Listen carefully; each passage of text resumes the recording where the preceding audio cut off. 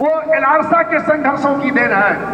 केवल एलार्सा 64 की लड़ाई, 68 की लड़ाई, 73 की लड़ाई, 74 का जनरल स्ट्राइक, 81 का स्ट्राइक, 86 का स्ट्राइक, ऐसे इतिहास है एलार्सा के। 74 में 50,000 लोगों का विक्टिमाइजेशन हुआ था। तमाम रेलकर्मी उसमें थे। 10,000 का 14-2 में डिसमिसल था। 14-2 एक काला कानून, जिसको आप आईपीसी में 302 के बराबर कह सकते हैं। 14-2 का डिसमिसल एनआरएस के लोगों ने 74, 81 और 86 में झेला है। 13 वर्ष 14 वर्ष डिसमिसल में रहा, लेकिन लोको रनिंग के लोगों ने उन्हें छोड़ा नहीं। उनको अपनी रोटी का आधा हिस्सा बांट करके उनको जिंदा रखा, लड़ाई जिंदा रखा, संघर्ष करता रहा और 93, 94, 97 में सबको नौकरी पर वापस लाया। ये एनआरएस का इतिहास रहा। और 14-2 एक ऐसा सम्मान, एक ऐसी उपाधि जो अगर एलार्सा के संघर्ष में जिन्हें मिला, उनका सीना गर्व से चौड़ा रहा। और मैं आपको बता दूं कि मैं भी 14-2 में 9 साल डिसमिसल में रहा। 14/2 में 1 दर्जन मुकदमे हुए मेरे ऊपर और 3 बार मुझे जेल जाने हथकड़ी पहनने का मौका मिला।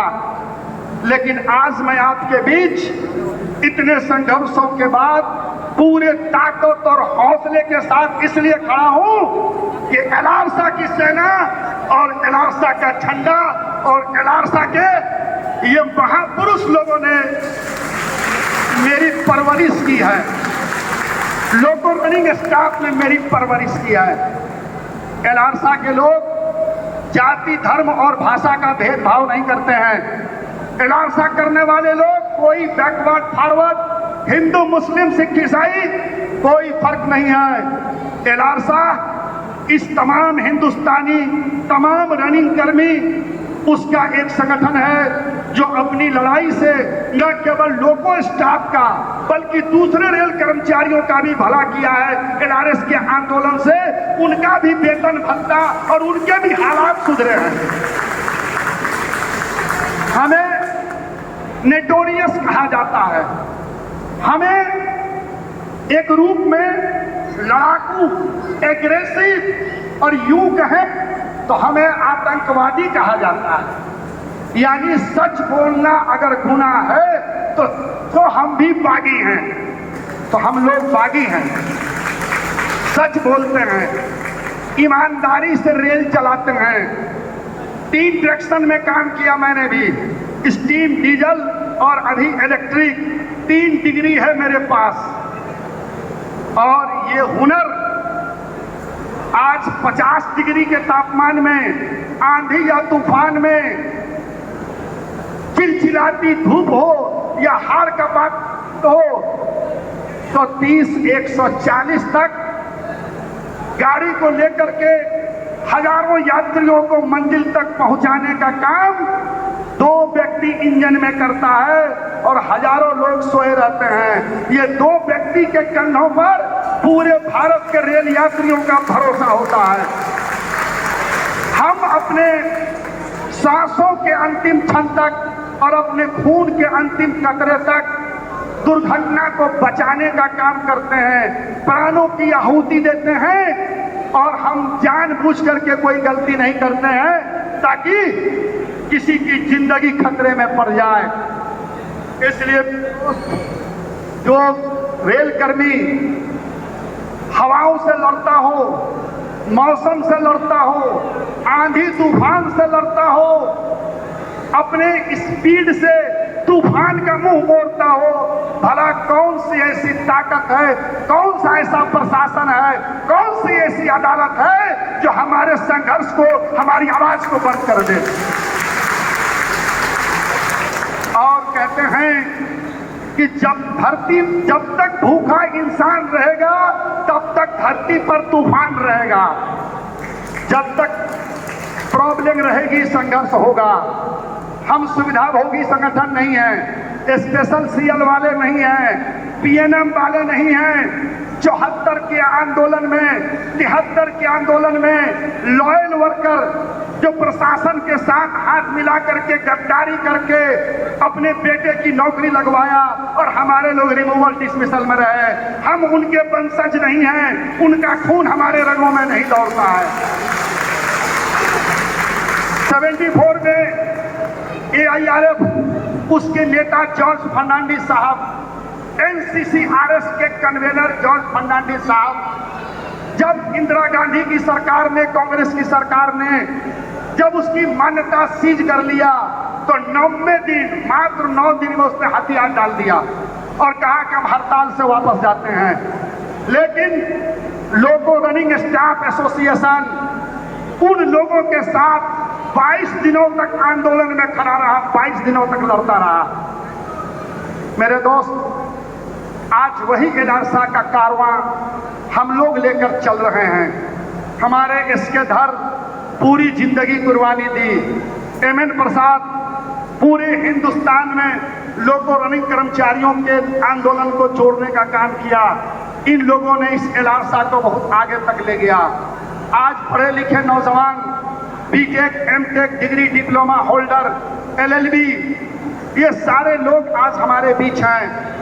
हमारी सेना पढ़ी लिखी है, डिसिप्लिन्ड है, मिलिटेंट है, जुझारू है, संघर्षशील है, भारतीय रेलवे का भविष्य है, हिंदुस्तान की अर्थव्यवस्था की रीढ़ है। इसलिए माननीय मोदी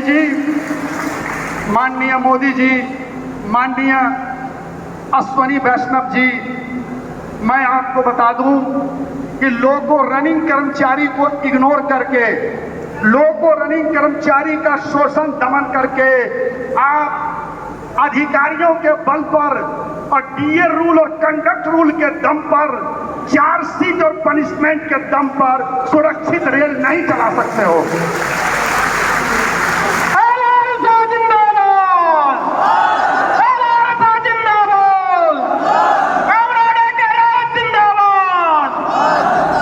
तुम्हारे इन कागज के टुकड़ों से, चार्जशीट और सस्पेंशन के टुकड़ों से रेलवे सुरक्षित नहीं चलेगा। रेलवे को, इंजन को कंप्यूटर भी नहीं चलाएगा, रोबोट भी नहीं चलाएगा। रेल के इंजन को अगर कोई चलाएगा सुरक्षित, तो वह चलाएगा यहां बैठा हुआ ये सैकड़ों लोको पायलट और ये हमारा सैनिक। रेलवे को सेकंड लाइन ऑफ डिफेंस कहते हैं। डिफेंस के बाद सबसे बड़ी डिसिप्लिनरी फोर्स और सबसे बड़ा डेडिकेटेड कैडर लोको रनिंग का है। रेलवे पर सारे लोग अपना काम कर लेते हैं। 3000 की टिकट 3 महीने पहले बनारस से दिल्ली की बुक हो जाती है और जब ट्रेन बनारस से शिवगंगा एक्सप्रेस खुलेगी कुहासे के मौसम में रात को 12 बजे, जब सारा डिपार्टमेंट अपना काम कर लिया, स्टेशन मास्टर ने स्टार्टर दे दिया, गार्ड साहब ने स्टार्टिंग सिग्नल दे दिया, तो इस AC में और जनरल में बैठे इस देश के यात्रियों का जिंदगी, उनकी मंजिल के और 2 व्यक्ति के हाथों में होता है, जिसको दिल्ली तक सुरक्षित पहुंचाने का काम करते हैं। जब किसी विभाग के लोगों से पूछा जाता है रेल कौन चलाता है, संटमैन कहता है हम चलाते हैं, स्टेशन मास्टर हम चलाते हैं, ये TI कहते हैं हम चलाते हैं, टेक्नीशियन कहता है हम चलाते हैं। लोग कहते हैं कि मेरे बिना रेल नहीं चल सकती है, लेकिन अगर कंचनजंगा हो जाए, यदि बालासोर हो जाए, यदि फिरोजपुर की घटना हो जाए, यदि गोंडा की घटना हो जाए, तब पूछता है पत्रकार कि रेल कौन चला रहा था, तो कह रहा था रेल तो ड्राइवर चला रहा था, लोको पायलट चला रहा था। उस वक्त ये नहीं कहते हैं कि गाड़ी हम चला रहे थे। मेरे दोस्त, ये जो बदनामी है, ये जो हमारे ऊपर जो ठप्पा लगता है एक्सीडेंट के लिए, एक्सपैड के लिए, दुर्घटनाओं के लिए, इसके लिए जिम्मेवार हम नहीं हैं। यदि एक्सपैड हुआ, माइक्रो स्लिप हुआ, झपकी आई, आंख बंद हो गई, तो इसके पीछे साइंटिफिक और बायोलॉजिकल और मेडिकल रीजन है।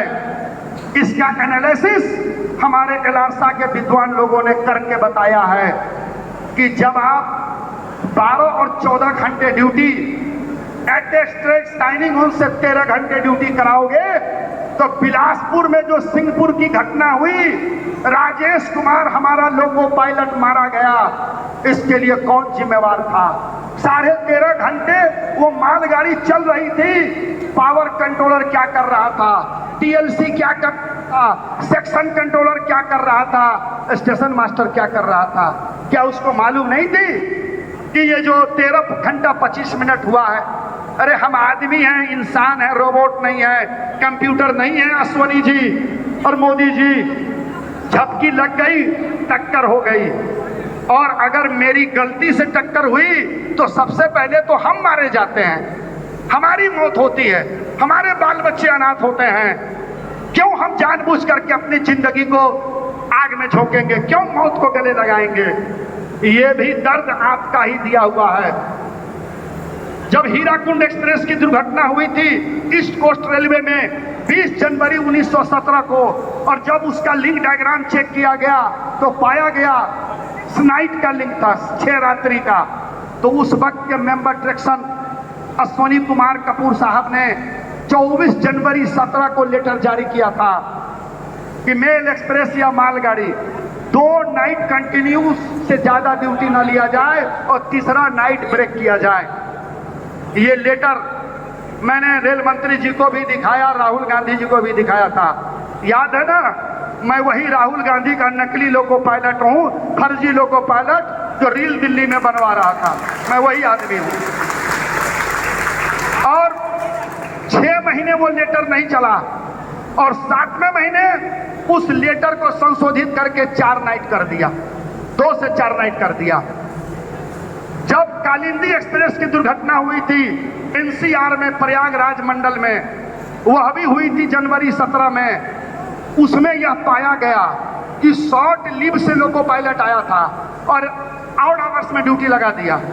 लोको पायलट को 30 और एएलपी को 1 बजे का कॉल दे दी, और दोनों शॉर्ट लीव से आया था। उस दुर्घटना के बाद Ashwani Kumar Kapoor, secretary to the